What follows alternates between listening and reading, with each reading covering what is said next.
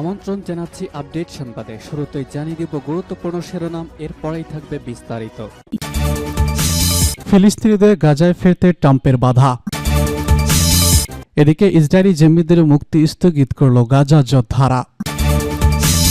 আর থাকছে জিম্মিদের মুক্তি স্থগিত হামাসের যে হুঁশিয়ারি দিলেন ট্রাম্প। সর্বশেষে জানিয়ে দিব গাজা দখল করেই ছাড়বে ট্রাম্প, কি বলছে এরদোগান। ফিলিস্তিনিদের গাজায় ফিরতে ট্রাম্পের বাধা। ফিলিস্তিনিদের অবরুদ্ধ গাজা পতাকাটি যুক্তরাষ্ট্রের নিয়ন্ত্রণ নেওয়ার পরিকল্পনার কথা কয়েকদিন ধরেই বলেছেন প্রেসিডেন্ট ডোনাল্ড ট্রাম্প। তবে এবার ট্রাম্প স্পষ্ট ভাষায় জানিয়েছেন তার গাজার নিয়ন্ত্রণের পরিকল্পনার অধীনে ফিলিস্তিনের উপত্যকাটিতে ফেরার কোনো অধিকার থাকবে না। সোমবার মার্কিন গণমাধ্যম ফক্স নিউজকে দেওয়া এক সাক্ষাৎকারে তিনি এই কথা বলেন। ট্রাম্পের দাবি, গাজা পতাকার নিয়ন্ত্রণ তিনি নিজেই নেবেন এবং গাজার বাইরে ফিলিস্তিনিদের বসবাসের জন্য 6টি বিকল্প আবাসন ব্যবস্থা তৈরি করা হবে। তবে এসব নতুন বাসস্থান কোথায় হবে এবং কিভাবে গড়ে তোলা হবে সে বিষয়ে বিস্তারিত তথ্য তিনি দেননি। সাক্ষাৎকারে এক প্রশ্নের জবাবে ট্রাম্প বলেছেন, ফিলিস্তিনিরা গাজায় ফিরে যেতে পারবে না, কারণ তাদের আবারও ভালো থাকার জায়গা দেওয়া হবে। আমি তাদের জন্য একটি স্থায়ী বসবাস গড়ে তোলার কথা বলছি, যা তাদের জন্য বেশি উপযুক্ত হবে। এখন যদি তারা গাজায় ফিরে যায় তবে কয়েক বছর সময় লাগবে এবং গাজা বর্তমানে বসবাসের উপযোগী নয়। ট্রাম্পের ভবিষ্যৎ মতে গাজা উপত্যকায় 20 লাখের বেশি ফিলিস্তিনিদের জন্য তিনি উন্নত নিরাপদ এলাকা গড়ে তুলবেন। গাজা থেকে কিছুটা দূরে এসব বসবাস তৈরি করা হবে এবং এটি হবে নিরাপদ ও আধুনিক। অপরদিকে গাজা উপত্যকা নিয়ে ট্রাম্প বলেছেন, ভবিষ্যতের জন্য গাজা উপত্যকাকে একটি বিরল এজেন্ট প্রকল্প আবাসন খাত হিসেবে দেখুন। সমুদ্রের পাশে একটি হবে অনন্য এক সুন্দর এলাকা। দুটি কাটাতে এটি একটি সুন্দর জায়গা হবে এবং আবাসন খাত নির্মাণে বেশি অথচ খরচ হবে না। ট্রাম্প প্রথমবার গাজার এই পরিকল্পনার কথা প্রকাশ করলেন চলতি মাসের 4 ফেব্রুয়ারি হামাসের প্রধানমন্ত্রী বেনিয়ামিন নেতানিয়াহুর সঙ্গে এক যৌথ সংবাদ সম্মেলনে। সেখানে তিনি গাজার ফিলিস্তিনিদের মিশন ও জর্ডানে পুনর্বাসনের প্রস্তাব দেন। তবে ফিলিস্তিনের এই প্রস্তাব তাৎক্ষণিকভাবে মিশর ও জর্ডান উভয় দেশই প্রত্যাখ্যান করেছে। এরই মধ্যে আরব দেশগুলো ট্রাম্পের পরিকল্পনার বিরুদ্ধে অবস্থান নিয়েছে। বিশেষজ্ঞদের মতে ফিলিস্তিনিদের নিজ ভূমি থেকে সরিয়ে নেওয়ার এই পরিকল্পনা আন্তর্জাতিক আইনের লঙ্ঘন এবং তা মধ্যপ্রাচ্যের উত্তেজনা আরও বাড়িয়ে তুলবে। বিশ্লেষকরা বলছেন, ট্রাম্পের এই পরিকল্পনা বাস্তবায়িত হলে তা ফিলিস্তিনি সংকটকে আরও ঘনীভূত করবে, কারণ ফিলিস্তিনিরা নিজেদের মাতৃভূমি থেকে সরতে রাজি নয় এবং আন্তর্জাতিক সম্প্রদায়ও ফেরার অধিকারকে ফিলিস্তিনের মৌলিক অধিকার হিসেবে স্বীকৃতি দিয়েছে। ফিলিস্তিনি কর্তৃপক্ষ ট্রাম্পের এই পরিকল্পনাকে সম্পূর্ণ বাস্তব ও সাম্প্রদায়িক বিদ্বেষ ছড়ানোর কৌশল বলে আখ্যায়িত করেছে। ট্রাম্পের এই ঘোষণার মাধ্যমে গাজার সংকট আরও জটিল রূপ নিতে পারে বলে আশঙ্কা করা হচ্ছে। তার পরিকল্পনার মূল লক্ষ্য কি এবং এটি কতটা বাস্তবসম্মত সে বিষয়ে আন্তর্জাতিক মহলে ব্যাপক আলোচনা চলছে। তবে ফিলিস্তিনি জনগণের নিজ ভূমিতে ফেরার অধিকারকে অস্বীকার করার এই বক্তব্য নিয়ে বিশ্বব্যাপী তীব্র প্রতিক্রিয়া তৈরি হয়েছে। ইসরায়েলি জিম্মিদের মুক্তি স্থগিত করল গাজা যোদ্ধারা।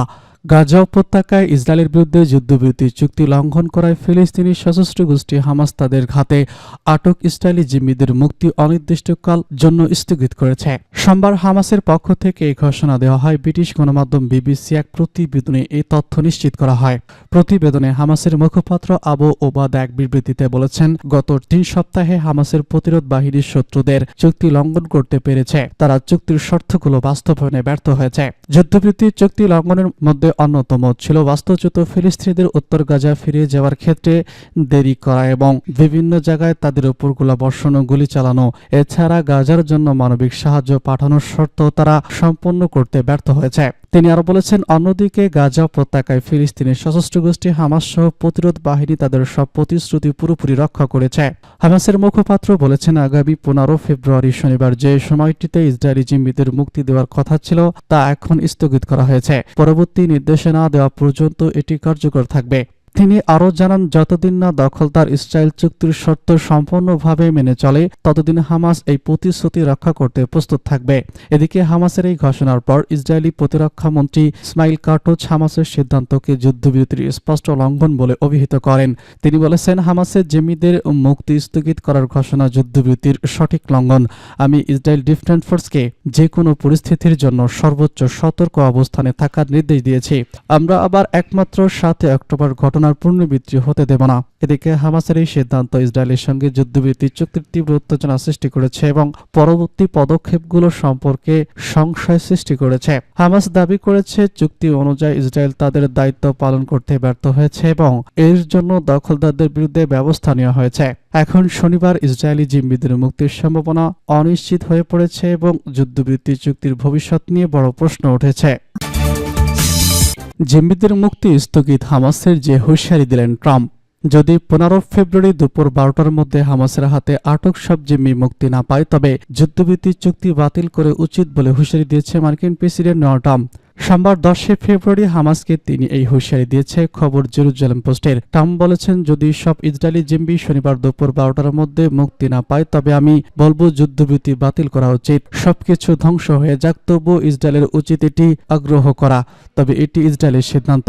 তিনি বলছেন এটির বাতিল করা উচিত এবং সবকিছু স্বীকার করা উচিত। ট্রাম্পের এই মন্তব্য এমন সময় এসেছে যখন হামাস সামাজিক যোগাযোগ মাধ্যম টেলিগ্রাম অ্যাকাউন্টে জানিয়েছে 15 ফেব্রুয়ারি জিম্মি স্থগিত করেছে কারণ ইসরায়েল মুক্তি ভঙ্গ করেছে। এই ঘোষণার পর প্রধানমন্ত্রী বেনিয়ামিন নেতানিয়াহু শীর্ষ নিরাপত্তা কর্মকর্তাদের সঙ্গে আলোচনা করেছেন এবং নিরাপত্তা মন্ত্রিসভা মঙ্গলবার সকালে বসবে। হামাসের কাসেম ব্রিগেডের মুখপাত্র আবু ওবাদা বলেছেন, গত 3 সপ্তাহে প্রতিরোধের বাহিনী নেতানিয়াহু ইসরায়েলের চুক্তি লঙ্ঘন অনুসরণ করেছেন। তারা চুক্তির শর্ত পূরণে ব্যর্থ হয়েছে। তার মধ্যে আছে বাস্তুচ্যুত সাধারণ মানুষের উত্তর গাজায় ফিরে বিলম্ব করা, বিভিন্ন জায়গায় তাদের উপর গোলা ও গুলি নিক্ষেপ, এছাড়া দক্ষিণ অনুযায়ী গাজা ত্রাণ পৌঁছাতে দিতেও ব্যর্থ হয়েছে তারা। এদিকে হামাসের এই ঘোষণার পর সেনাদের সর্বোচ্চ সতর্ক অবস্থানে থাকার নির্দেশ দিয়েছে ইসরায়েলের প্রধানমন্ত্রী ইসমাইল কার্টজ। তিনি জানান তারা যে কোনো কিছুর জন্য প্রস্তুত আছেন। আরেকটি বিবৃতিতে হামাস বলেছে জিম্মিদের মুক্তির জন্য এগিয়ে যাওয়া দরজা খোলা আছে। এ পর্যন্ত মুক্তি পাওয়া জিম্মিদের বিনিময়ে ইসরায়েলি শতাধিক ফিলিস্তিনি বন্দীকে মুক্তি দিয়েছে। এর আগে এক বক্তব্যে ট্রাম্প বলেছেন তিনি গাজা কিনে নিতে ও এর মালিকানা পাওয়ার অঙ্গীকার করেছেন। গাজা দখল করেই ছাড়বেন ট্রাম্প, কি বলছে এরদোগান।